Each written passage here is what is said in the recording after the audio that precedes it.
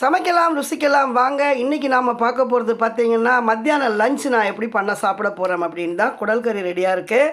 பார்த்திங்கன்னா பன்னீரில் பக்கோடா பண்ணியிருக்கோம். அடுத்தது பார்த்திங்கன்னா ரசம் பாருங்கள், ரசம் வச்சுருக்கேன். நல்லா சூப்பரான ஒரு ரசம் தான் இது.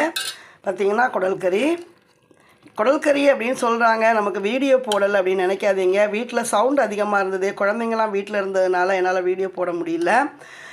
கூடிய சீக்கிரமாக நான் அது கண்டிப்பாக அந்த ரெசிபி நான் உங்களுக்கு போடுறேன். இங்கே பார்த்தீங்கன்னா பன்னீரில் நம்ம பஜ்ஜி தான் பண்ணியிருக்கோம்.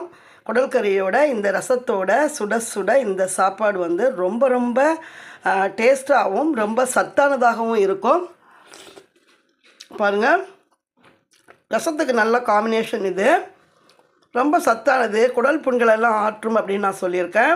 இந்த மாதிரி சத்தான உணவுகளை நாம் டெய்லி நம்ம சாப்பிடுவோம். மற்றவங்களுக்கும் கொடுத்து நம்ம சந்தோஷமாக இருக்கலாம்.